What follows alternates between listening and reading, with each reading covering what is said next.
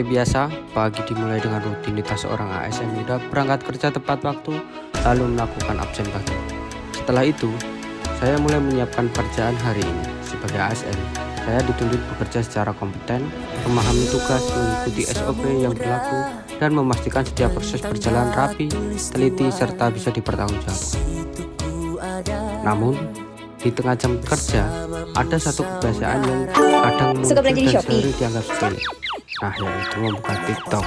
Padahal, itu contoh yang kurang tepat, karena bisa mengganggu fokus, menurunkan produktivitas, dan tanpa sadar membuat ritme kerja tim ikut terdampak. Saya kemudian sadar, kalau ingin benar-benar menerapkan nilai kompeten, saya harus menjaga fokus dan menyelesaikan tugas sesuai standar. Dan untuk nilai harmonis, saya perlu menghargai rekan kerja dengan hasil utuh, responsif, dan tidak membuat pekerjaan orang lain ikut tertunda. Di saat yang sama, saya melihat seorang senior di kantor yang tetap konsisten bekerja, fokus, tertib, dan terlihat jelas menguasai alur pekerjaan. Melihat itu, saya merasa diingatkan bahwa profesionalisme bukan sekedar teori, tapi kebiasaan yang harus dijaga setiap hari. Saya pun berjalan menghampirinya, lalu menyapa dengan sopan dan mengajak diskusi.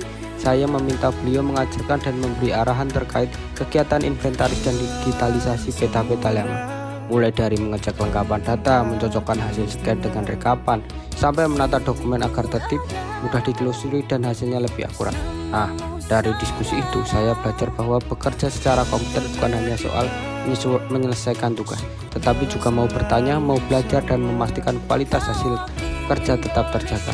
Dan suasana diskusi yang saling menghargai seperti ini adalah bagian nilai harmonis, karena pekerjaan jadi lebih ringan saat dikerjakan dengan komunikasi yang baik dan kolaborasi.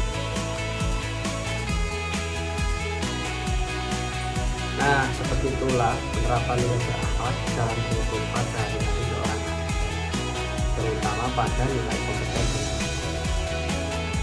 Mungkin itu saja yang bisa saya sampaikan. Saya di Purwokerto dari Kalasan BPNS, Gelombang 4, Kementerian ATM BPN, kelompok 32, pamit. Assalamualaikum warahmatullahi wabarakatuh.